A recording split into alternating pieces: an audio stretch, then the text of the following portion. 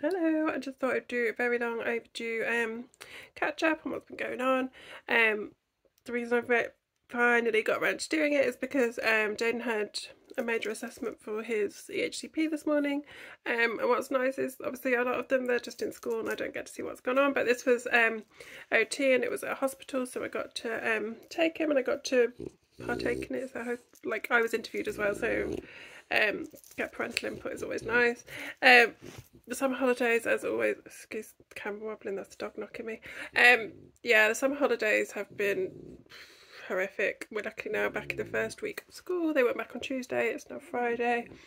And yeah, the difference in his behaviour already, just being back at school for those couple of days, is incredible. Ella, don't know what's happened with her. She was really calm over the holidays because she hates school so much. She really struggles. And then on her first day back, she had already said that she liked the look of these new teachers. And on the first day back, she just announced that she talks now. Like, what? She literally said it like that. She walked up to my friend and she was like, "Hi, I talk now." Oh, okay. So for now, my worry is obviously a big part of her being mute was criticism. And her fear of criticism and that kind of thing. So I don't know whether this is just a new leaf because the teachers at the minute obviously have been nothing but nice to her, and whether, you know, I'm not expecting it to be necessarily like a permanent thing. I think like she might dip in and out of the mutism. I don't really know whether it'll, yeah, I don't know. It's just bizarre. Just like the last few days she's gone into school without the first morning. I just kind of shoved her through the gate and was like, off you go, bye. And then yeah, I was expecting her to kick. When I picked her up that first day, I was expecting her to go absolutely crazy at me for just having like shoved her through the gate. She was like, "Oh no, it was okay." She said, "Yeah, I've talked today." I was just like, "Oh my god!" But yeah, it's more. She says now she's more worried about the children because she hates people looking at her talking and that kind of thing. But one-to-one, she'll talk to the teacher. Whether or not she will in front of the class, I don't know. Whether it will continue, I don't know. But for the first few days, she has been talking, which is amazing. Anyway, yeah, so the main point for the video was, so the assessments should have all been done for Jade's Ehcp by the 6th of August. We are now the 9th of September, so we're already just over a month out. And no apology or anything from the county, no nothing. They wouldn't have acknowledged it other than I've obviously emailed them and been like, can I have some kind of idea of what's going on and when nothing's happening. Ed Sykes around here, it's like months and months behind, so potentially it'll be like October, even November by the time he gets seen, all that gets done. But yeah, so OT this morning, I didn't really know what to expect because we've never had any contact with OT. Well, I had a call from the OT when the referral was made, but I've not had any kind of actual face-to-face conversations with them or anything before. So it's just anything day-to-day, essentially, anything, yeah, anything that they do, anything that the child struggles with.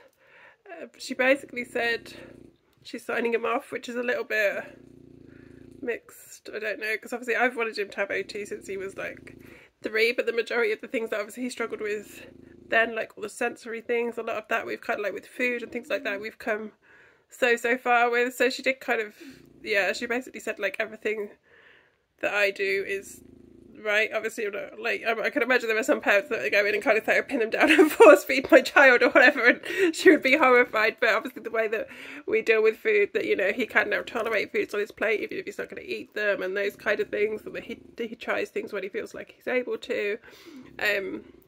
In terms of physical things, he goes to Meg and Bake a House and does his conductive education. So yeah, from her perspective, she was like, there isn't a huge amount of input she could have because the main things that I'm fighting for are educational. So she could put in a lot of recommendations of things, which I hate that word because it basically means there's nothing binding that they have to do. I want somebody to lay down the law and say, this is what you will do for my child. Obviously that will come once it becomes an Ehcp, that's a different thing, but at the moment in her report it will be recommendations of what this child needs in terms of support. So it's very interesting to see things like that because obviously I see a completely different side of Jaden when I see him in that kind of environment, and I had to take Ella with me, which wasn't particularly helpful because rather than the quiet, if it had been before she started talking, she'd have been sat there in silence, not moving. She was doing handstands, cartwheels. I was like, please just sit still. So when she was like, oh, Jaden's quite like not hyper, but you know, he's quite doing everything quite fast, everything else. I was like, I think he's just feeding off that energy of Ella, and he's such a he's so easily led almost, that kind of like he's just feeding off that energy of Ella. But yeah, he did every task that he was asked to do. Following instructions, I could see how behind in terms of, he's like one instruction behind. So she was making him walk along a line painted on the floor with no gap between, so like 1 foot in front of the other, as if you were walking down the aisle almost, so like 1 foot in front of the other, no gap between your feet.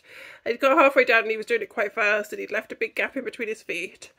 And she'd said, you know, no gap between your feet, slow down, like try and then she said, right, come back here. But by the time she was saying, right, come back here, or she'd finished saying, right, come back here, he was still processing the 1 foot in front of the other, slow down. So that's what he was doing. So if you didn't realise, you'd be thinking he's being defiant. I've told him to come back here. He's not.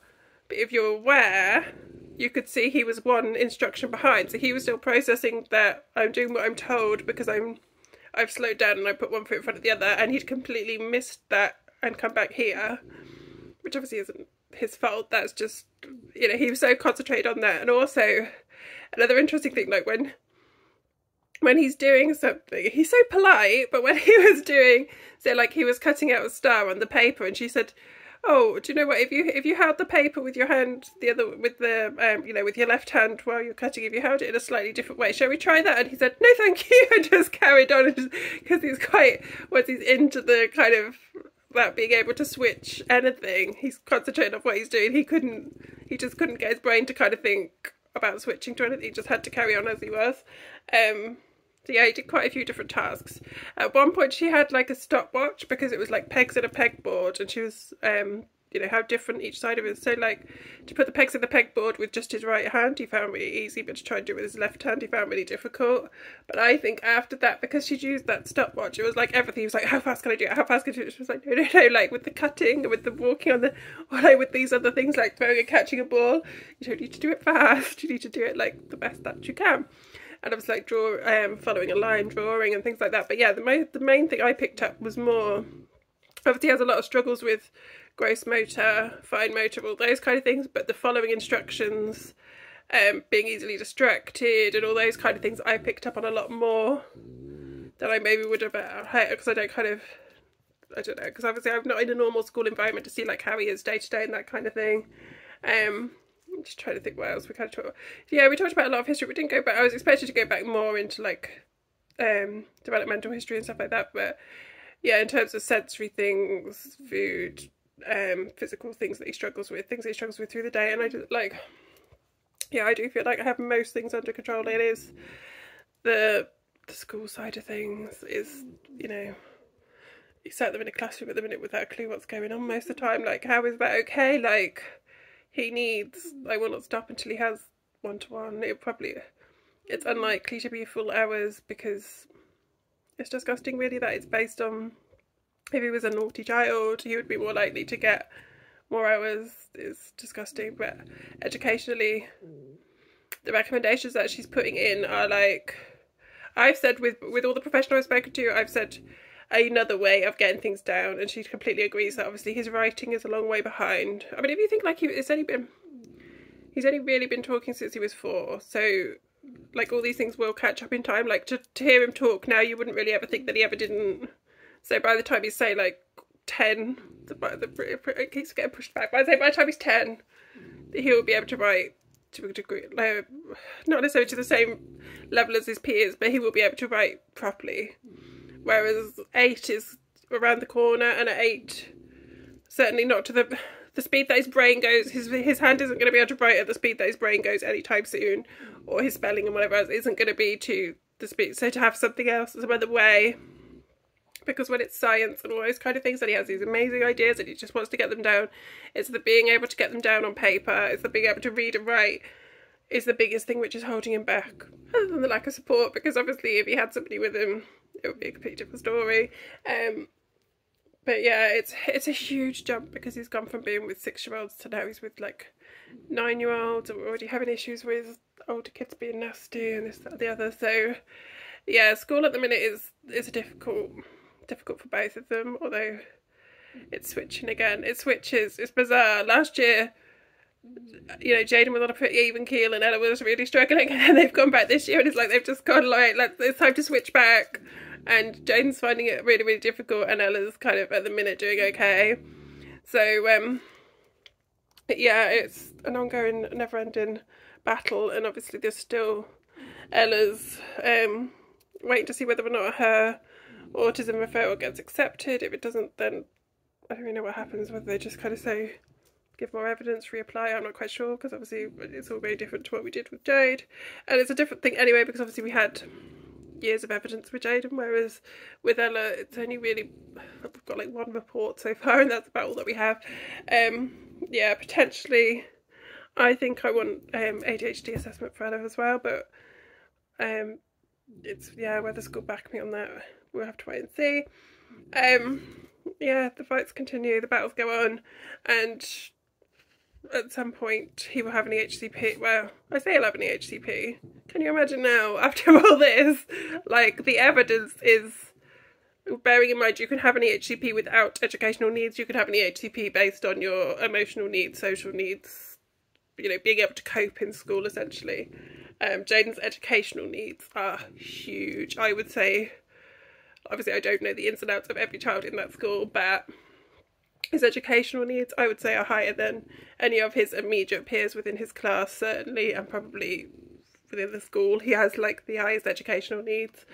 So yeah, if they turn around and go, oh yeah, we've done the assessments and we're not going to do any HCP, then yeah, I will be raging. But it's whether what's in that first draft is unlikely to be what I am happy with. It will be, luckily obviously I have Sendias already involved, so as soon as I get that draft, which will be, God, towards the end of the year, so like November, possibly even December, for a final draft, it's going to be like, he's going to be turning 8 by the time he has his final draft, which, bearing in mind we knew he needed one when he was 3, is disgusting.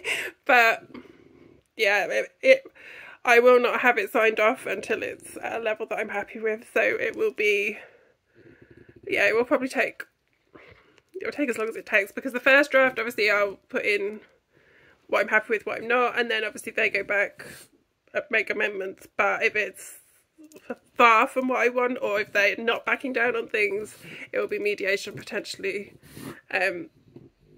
what's the word I'm looking for? Tribunal, appeal, whatever you want to call it, a court. So yeah, potentially it could be another year till it's like, you don't know. But the biggest problem is obviously the support at the moment. He will say that he's just going into class, being given the same work as everybody else, and sitting at a table not knowing what the hell to do. So that's not okay. Before the HCP is ready, things need to change. School need to be doing a lot more than they are right now. And as much as I don't like to, I'm going to have to start getting a bit nastier, because it's not okay. You can't have a child sat in the classroom with no idea what's, you know, the gap between him and the peers getting bigger and bigger, and him just sat there not knowing what the hell's going on. Like, it needs sorting. So yeah, I will try and do some more videos now. Obviously they're back at school, and I juggle my work, try to keep the house reasonably not looking like it's a bomb, and them, and then everything else. Try and find 5 minutes here and there to make a video. Yeah, if you've watched all this, I know that I really, I don't know, I really like, I can tell that I'm like, I have not sat still at all through this video. If you've made it to the end, well done, and I'll keep you all updated soon.